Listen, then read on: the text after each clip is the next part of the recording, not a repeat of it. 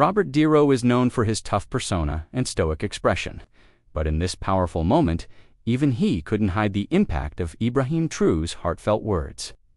What started as a routine appearance turned into something raw and unforgettable.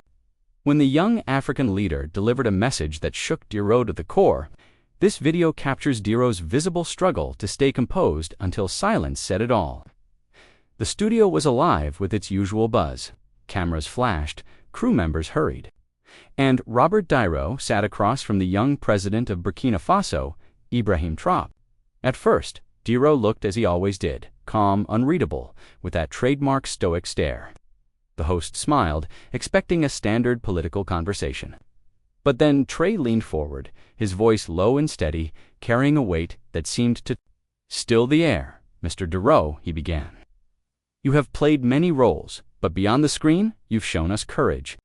I came here not only to speak about my country, but to honor the truth you've lived through your art." The words landed with an intensity no one expected. Niro blinked, his lips parting slightly. For once, he didn't have a ready response. The audience shifted uneasily. Something was happening, something unscripted, and Niro's silence said more than words ever could. For decades, Robert Niro had been the face of strength, the man who never flinched, never faltered. But as Ibrahim Traoré spoke, a crack appeared. "Your films," Traoré continued gently, "show us the struggle of ordinary people fighting to keep their dignity. That is the same fight we face in Burkina Faso. You remind us that even in the darkest times, a man can choose to stand." Niro's eyes glistened. He shifted in his seat, his hands clasping tightly in his lap. The crew, sensing the shift, held their breath. The tough persona was slipping. Not for a role, not for a camera, but for something real. Finally, Niro exhaled, his voice quieter than usual. "I wasn't expecting this." The room grew so silent that the sound of a single camera click felt deafening. Everyone knew they were witnessing a moment that would never be forgotten. Traoré's gaze never wavered. "You see, Robert, in my country, people watch your movies not for entertainment alone, but for strength. They see in your characters a reflection of themselves, men and women who refuse to break, even when the world tries to shatter them." Niro's jaw tightened, his hand brushing quickly at his eye, as though trying to stop a tear before it fell. He whispered almost to himself, "Strength, even when it hurts." The audience stirred, sensing the wall around him collapsing. Traoré nodded softly. "Exactly. And that is why I thank you, not as an actor, but as a man who has unknowingly given hope to millions far beyond America." The camera zoomed in on Niro's face, catching the tremor in his lips. He didn't speak, he couldn't. His silence, heavy with emotion, told the world everything. And for the first time in years, Robert Niro looked vulnerable. As the studio lights dimmed slightly for a video clip, Niro sat motionless. His mind wasn't on the screen, but on the words he had just heard. Traoré had spoken of dignity, of courage in the face of suffering. And suddenly, Niro wasn't in the studio anymore. He was back in the streets of New York as a young man, watching. His mother struggled to make ends meet. Remembering the hunger, the cold, and the moments when giving up felt easier than pushing on. The memories hit him hard. He had buried them beneath decades of fame, awards, and applause. Yet here was a young president from Africa, reaching across oceans and decades to pull those memories to the surface. Niro clenched his jaw, fighting to keep his composure. But Traoré, with calm eyes, seemed to see straight into his soul. And for the first time in years, Robert Niro felt stripped of the armor he had always worn. Then came the question that froze. "The room," Mr. Niro Traoré asked softly. "What do you believe is the greatest role a man can play? Not on screen, but in life." Niro's head dropped slightly. No one had ever asked him that on live television. He had been questioned about acting, directing, politics, and fame, but never about the essence of being a man. He took a deep breath, his voice raspy. "The greatest role," he repeated, pausing as though searching for the courage to continue. The silence stretched. The audience leaned forward, breathless. Finally, Niro whispered, to protect those who cannot protect themselves." Traoré nodded slowly, a faint smile of respect crossing his face. "Then you already understand my mission." The studio erupted in hushed murmurs, realizing they had just witnessed something far deeper than an interview. For a moment, Diro sat frozen, his words still echoed in his own ears, almost haunting, and then it happened. A single tear slipped down his cheek. The camera caught it. The audience gasped. Robert Niro, the man who had built a legacy on being unshakable, was breaking before their eyes. He quickly brushed it away, but Trao raised a hand gently, as if to say, "Don't hide it." With steady calm, Trao spoke again. "It takes strength to fight, but it takes greater strength to feel." Niro swallowed hard, his voice trembling. "You remind me that even the strongest men are human." The studio was silent again, not from shock now, but from awe. Crew members glanced at each other with watery eyes. Even the hosts sat speechless, their questions forgotten. And in that silence, a bond was sealed, one that would travel far beyond the walls of that studio.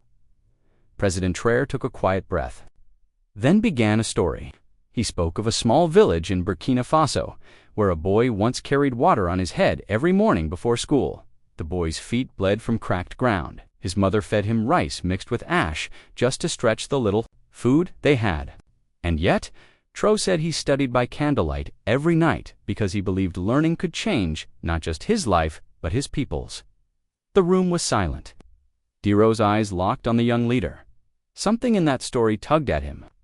"I was that boy," Trey revealed, his voice soft but steady. "And now I am here, not for myself, but to honor those still walking barefoot through dust." Diro's hand trembled again, not from weakness, but from understanding. He too came from struggle. Different soil, same pain. And in that moment, the walls between actor and president vanished. The host tried to move on with another question, but Niro raised his hand slightly, asking softly, "Can I say something?" The room waited. He turned to Trump. "You speak for people I've never met, but somehow I feel like I've known them all my life." Niro cleared his throat. "We pretend a lot in my world, play roles, wear masks, but there's no pretending in your story. It's real and it hurts, in the best way, because it makes me remember what matters." Tro nodded, understanding the weight of that moment. Pain should never be wasted. If it must exist, let it become purpose. The camera panned across the studio. Audience members were dabbing.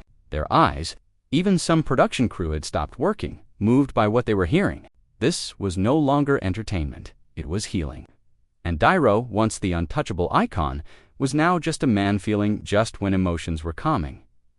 Niro reached slowly into his jacket pocket. He pulled out an old faded photo. "This is my father," he said quietly. He never had power or fame or comfort, just hands rough from work and eyes that stayed tired. But he never gave up. He taught me to stand for something, anything, as long as it meant something to the people. He handed the photo to Traoré, looking at you, hearing you. It's like hearing my father speak again. Traoré held the photo with deep respect, staring at the worn edges and the strong face on it. Then he looked at Niro and said, "Then his legacy lives in you." Tears welled up again in Niro's eyes, but this time he didn't wipe them away. He let them fall, because finally they made sense. The host tried to continue with the next segment, but no one in the studio was ready. Cameras rolled, yet even the crew seemed frozen. Niro leaned forward, elbows on his knees, staring at the floor. He whispered almost to himself, "Why does this hurt so much?" Traoré answered softly, "Because truth always finds the cracks in our walls. No matter how strong we pretend to be, it enters." The audience remained pin-drop silent. It wasn't just about Niro anymore. Everyone in that room felt exposed. One young woman in the crowd began sobbing quietly. Another man in the back whispered, "This is history." Niro finally lifted his head, looking directly into Tro's eyes. "I've lived decades in a world of shadows, movies, roles, masks. But right now, I feel more human than I have in years." The studio still didn't breathe. It wasn't a show anymore. It was a mirror. Traoré leaned closer, his voice steady, his words cutting through the silence. "Mr. Niro, the world doesn't need more men who pretend to be strong. It needs men brave enough to show their scars, because it is through scars that light enters." Niro's lips trembled. He clenched his jaw, fighting tears that demanded release. Traoré continued, In my country, people struggle daily just to eat, to live, to keep hope alive. But when someone like you allows himself to feel, truly feel, it gives them strength. It tells them they are not alone. Niro's hand went to his chest. He whispered, "My father used to say that about scars." Then, for the first time in decades, Robert Niro, the legend, the tough man, the stone face of Hollywood, broke. Tears rolled freely, his shoulders shaking, the studio watching in stunned silence, and no one dared interrupt. Niro finally covered his face with both hands. The cameras zoomed closer, capturing the vulnerability no script could create. Traoré placed a gentle hand on his shoulder. No words, just presence. The silence stretched, and yet it spoke louder than any dialogue could. When Niro finally lowered his hands, his eyes were red but clear. He looked at Traoré with gratitude that words couldn't carry. "You've done something rare," he said harshly. "You've made me remember who I really am." Traoré simply nodded. "That is all I ever hoped to do. Remind people of themselves." The audience erupted softly into applause, not loud, but heartfelt, like a collective sigh of relief. Even the host had tears in her eyes as she whispered into the mic, "We will never forget this moment," and neither would the millions who were about to watch it online. The studio lights seemed dimmer as Niro sat back, wiping his face with a trembling hand. His voice broke the silence. "When I was a kid, my father used to tell me that real courage wasn't about fighting, it was about facing your own fears. I never truly understood what he meant until now." Traoré listened with eyes full of empathy. "Your father was right," he replied softly. "And tonight, you honor him by opening your heart." Niro nodded slowly, staring off as if replaying memories only he could see. "I spent a lifetime acting, hiding behind characters. But here with you, I feel naked, exposed." The audience shifted uncomfortably, many now crying themselves. This wasn't Hollywood fiction. It was a man laying down his armor after decades of silence. Traoré placed a hand over his heart. "To be human is the bravest role you'll ever play, Mr. Niro." Niro closed his eyes, a tear sliding down his cheek, and for the first time in years, he allowed himself to truly grieve. Not for a role, not for a film, but for himself. The atmosphere in the studio had completely changed. Even those watching live at home could feel it, an invisible thread pulling every soul into that moment. Traoré spoke again, his voice steady yet tender. "In Burkina Faso, I see children who have lost their parents, but still smile. Women who have carried pain heavier than mountains, yet they rise each day with hope. They remind me that strength is not about pretending, it is about enduring with love." Niro's eyes glistened. He whispered, "Love, that's what my mother taught me. She worked 2 jobs, raised me alone, and never once complained. But I never told her enough how much she meant." His voice cracked, and the crowd collectively inhaled. Traoré leaned forward. "Then, tell her now. Speak it into the air. Love never dies, Mr. Niro. It waits for us to remember." Niro looked upward, his lips trembling. "Mama, I love you." I should have said it more. The audience erupted in sobs, and even the cameras shook as crew members fought back tears. At that moment, Robert Niro wasn't an actor. He was every child missing their parent. No one dared to interrupt. The studio felt less like a television set and more like a sacred space. Niro sat quietly, his breathing heavy, his heart laid. Traoré didn't speak immediately. He simply sat beside him, his presence a comfort beyond words. "Finally," he said softly, "the world needed to see this. That even the strongest men carry unspoken pain, and that healing begins when we stop." Niro looked at him, eyes red and full of gratitude. "You're half my age, yet tonight you've given me something I thought I'd lost forever. The courage to feel." Traoré smiled gently. "That courage was always within you. I only reminded you." The crowd rose in a standing ovation, though no one clapped. Loudly, it was slow, almost reverent, as if applause might break the fragile beauty of the moment. And in that silence, Robert Niro whispered the words that left millions speechless when they later watched the footage. This is the realest moment of my life." The silence said it all. The cameras kept rolling, yet the studio felt suspended in time. Robert Niro stared down at his trembling hands, unable to speak. The audience leaned in, holding their breath. For decades, the world had known Niro as the man who never broke character, the man whose eyes were sharper than steel. But here, in front of President Ibrahim Traoré, his armor had shattered. True didn't rush him. Instead, he softly said, "The silence we share can sometimes speak louder than words." Niro finally looked up, his eyes filled with both sorrow and relief. "I've spent my life being the tough guy, but the truth is I've been carrying weight I didn't know how to put down." Traoré nodded. "You've just set it down, my friend." The crowd erupted in tears. Some held hands, others pressed tissues to their faces, and for the first time in years, Robert Niro allowed silence to cradle him. Not his emptiness, but his healing. The host, who had been quietly watching, finally whispered, "Mr. President, what did you say to him?" Traoré turned calmly toward the camera, addressing not just the studio, but the millions who would later watch the footage. "I told him that every man, no matter how strong, deserves to feel loved. That our scars don't make us weak, they make us human. And that sometimes the bravest thing we can do is to cry." Niro placed a hand over his chest, nodding, as fresh tears slipped down his face. "I believe him," Niro whispered, voice breaking. "For the first time in a long, long time, I believe I'm allowed to feel." The audience gasped, many now sobbing openly. Crew members behind the cameras wiped their eyes, knowing this was more than television. This was history being made. Traoré added gently, "If the world remembered to love more and fear less, we'd all heal a little faster."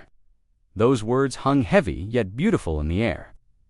As the program drew to a close, no one wanted it to end. The atmosphere had shifted from a simple interview into something sacred. Niro turned toward Traoré, his voice trembling yet steady. "You've given me a gift I didn't even know I needed. I'll never forget this." Traoré smiled, his eyes full of warmth. "The gift was always inside you. Tonight, you simply unwrapped it." The entire studio rose in a standing ovation, tears streaming down faces. Some clapped softly, others just stood with hands pressed to their hearts. For a long moment, neither man spoke. They simply sat together in silence. A silence so powerful, the whole world felt it through their screens. When the clip later spread across the internet, people everywhere confessed they couldn't watch without crying. It wasn't just about Niro or Traoré. It was about humanity, love, and the courage to be real. And as the video faded out, the host whispered the closing words. "Sometimes silence says it all." Dear viewers, if this story touched your heart the way it touched Robert Niro's, don't just leave quietly. Hit that like button, subscribe to the channel, and most importantly, drop a comment below about how this moment moved you. Let's fill this space with love, healing, and connection.